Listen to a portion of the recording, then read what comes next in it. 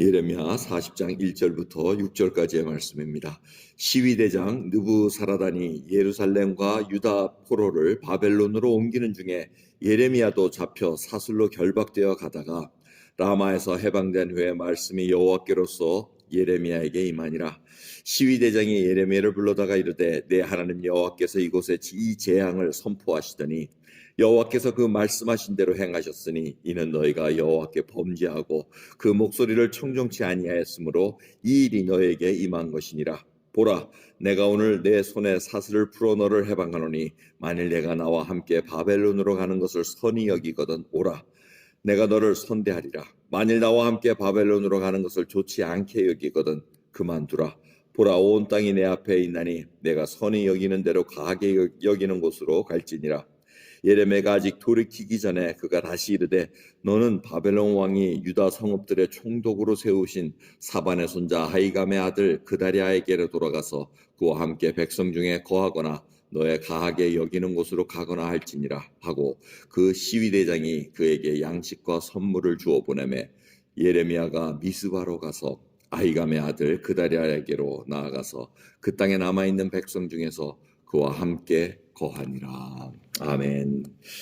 오늘 말씀 40장 보면 시위대장이 이 포로들을 끌고 이제 바벨론으로 가는 사건이 쭉 나오는데 거기서 예레미야를 보게 됩니다. 그래서 풀어줘서 하나님의 말씀이 이제 임했다고 40장 1절에 이렇게 있는데 그 얘기는 바로 이 시위대장을 통해서 하나님의 메시지가 전달됐다고 이렇게 우리가 볼 수가 있습니다. 그래서 선택을 줍니다. 네가 바벨론을 같이 정말 갈래? 아니면 여기에 남아있을래? 네가 원하는 대로 하거라 하면서 선물과 양식을 다 주는데 예레미야는 미스바에 있는 아히감의 아들 그다리아에게 가서 그 백성과 같이 있었다는 오늘의 말씀입니다.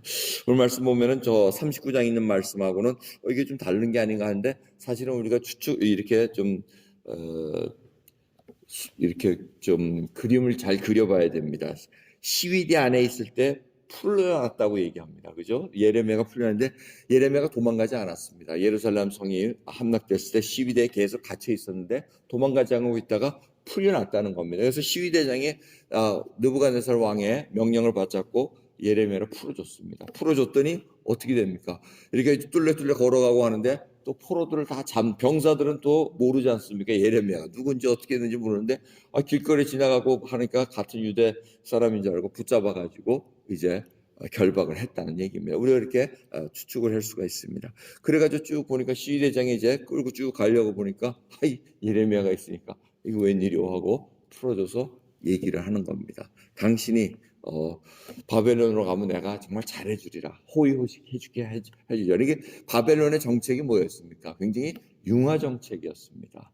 그래서 정말 기술이 있고 뭐 정말 학식이 있고 이런 자들은 와가지고 같이 바벨론 문화를 세우는 데 있어서 들어와가지고 하게 했습니다.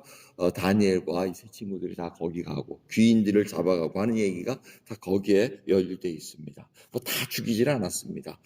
데려가기도 하고 융화시키기도 하고 하면서 있는데 남은 자들은 누구였습니까? 남은 자들은 빈민.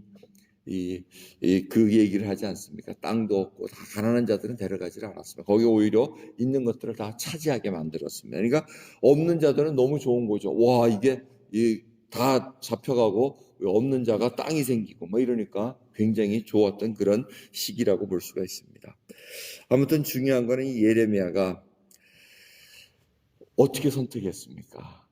결국은 자기 백성과 함께 거하기로 결정했다는 겁니다. 그리고 그 총독된 자가 바로 아히감의 아들 그다리아랍니다. 아히감 누굽니까? 굉장히 유명한 사람입니다. 그래서 예레미야를 24장 보면은 살려줍니다. 죽이지 못하게끔 백성들이 막 선지자를 죽여야 된다고 막 했을 때 아히감이 그러니까 그다리아의 아버지가 막아준 얘기가 쫙 나옵니다. 죽지 않게끔 내주지 않은 그 얘기들이 쭉 나온 거 볼 수가 있습니다. 그러니까 그다리아 그 아들도 그렇게 총독이 된 것을 보고 같이 연루가 돼 있으니까 백성과 같이 있는다는 것을 우리가 볼 수가 있습니다. 자, 오늘 본 말씀을 보면은 뭘 생각하십니까? 예레미야가 하나님의 도구로 사용됩니다. 선지자로 사용이 됩니다. 그리고 말씀이 응한 걸 보게 됩니다. 그럼 그거로 다 끝나야 되는 거 아닌가 싶습니다, 저는. 그런데 그렇지 않습니다. 그걸 끝까지 같이 백성들과 거하게 하십니다. 전쟁에서 망해가지고 하나님의 말씀을 순종하지 않았지만 결국 망해가지고 그 어려운 상황을 다시 그 백성들과 함께 하기를 원하는 이 예레미야의 마음을 우리가 한번 읽어봐야 됩니다. 선지자 중에 그거 하기 싫어가지고 고통받고 같이 애통해하며 이 힘든 일을 같이 가기 싫어가지고 한 사람이 누구였으면 제가 떠오르는 사람이 엘리야입니다. 엘리야는 막 열심히 해가지고 막 불도 내려주고 막 해가지고 이겼는데 아이고 이세벨이 너 죽이겠다니까 그냥 주력랑을 치지 않습니까? 그러고는 아이고 못 살겠습니다. 그러니까 하나님께서 야 너 후계자 세우고 뭐 쭉쭉 얘기해가지고 나중에는 쫙 들어올리는 얘기. 그런 거 보면 엘리야는 굉장히 복된 사람이면서도 그 고통, 힘든 과정 그 하나를 같이 백성들과 하기를 별로 그렇게 달가워하지 않았던 그런 느낌이 싹 듭니다. 근데 예레미야는 그걸 끝까지 간다는 겁니다. 그래서 여러분 무슨 하나님께서 사명을 주셨을 때 그걸 다 이루었다고 그게 끝났다는 게 아니라는 걸 꼭 기억해야 됩니다. 고통과 뭐 이런 인내해야 되고 하는 과정들은 같이 간다는 걸 잊지 마셔야 됩니다. 삶으로 살아내야 된다는 것입니다.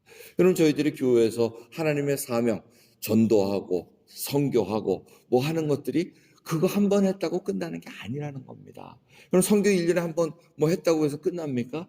절대 아닙니다. 이게 계속해서 이어지고 전도도 계속해야 됩니다. 근데 전도에 뭐 한번 영혼을 구원시켰다 그래서 그걸로 일이 끝납니까? 또 여러분들 삶은 계속됩니다. 마귀는 계속해서 우리를 어떻게 그 믿음 믿어뜨리려고 그러고 어떻게 쓰러뜨리려는 것이 괴기에 항상 묻어서 같이 살아가게 돼 있다는 겁니다. 그걸 이겨가야 됩니다. 사도 바울은 어떻습니까? 정말 하나님께서 이방을 위한 하나님의 그릇이었습니다. 근데 결국은 2년 동안 예루살렘에 붙잡혀 있으면서 제대로 뭐 전도도 못하면서 기다렸다가 또 한번 불러내면은 가서 쭉 얘기했다가 뭐 이런 식으로 살다가 배에 호송돼 가지고 로마까지 가면 로마에서도 뭐 풀려납니까? 가이사 앞에 뭐 호소할 시간도 없이 계속해서 전세방에 있으면서 그래도 하나님의 사람들을 만나 가지고 전도하는 그런 얘기를 우리가 볼 수가 있습니다. 개인적으로 얼마나 답답했겠습니까? 여러분 우리의 삶이 그렇다는 것입니다. 하나님의 사명을 받은 저희들이지만 뭔가 팍 튀어나오고 뭐 그냥 여러분들이 원하는 뭐 쫙 뭐 차라리 그렇게 원하면은 예레미야가 주어졌던 그 선택 바벨론에 와서 호요식한 게 오히려 나을 수도 있었다는 것입니다. 그걸 선택하지 않고 이스라엘 백성들과 같이 자기의 동족 하나님 말씀에 순종하지는 않았지만 그래도 하나님께서 긍휼히 여기셔서 이렇게 구루터기 같이 남겨진 이 백성들과 함께 살겠다는 예레미야의 그 심정을 우리가 한번 잘 생각해 봐야 됩니다. 우리는 그러한 심정들이 있습니까? 우리는 어떻게 생각합니까? 우리는 아이고 하나님 제 얘기입니다. 여러분 얘기가 아닐 수도 있어요. 아이고 하나님 할 거 다 했는데 빨리 데려가시지. 이게 지금 이 땅이 무슨 땅이 이렇게 됐습니까? 빨리 데려가세요. 이렇게 생각하지 않겠습니까? 근데 그게 아니고 이겨내라는 얘기입니다. 인내하면서 하나님의 말씀을 붙잡고 지금 이 민족들에게 하나님의 백성들에게 하나님을 구원시킬 그 백성들이 아직 있으면 그 백성들과 같이 동고동락하며 살라고 말씀하십니다. 그러기에 오늘 그 시간을 다시 한번 생각하면서 정말 그 땅에 남아있는 백성 중에서 그와 함께 거하니라. 예레미야에게는 초이스가 있었으나 그거를 선택합니다.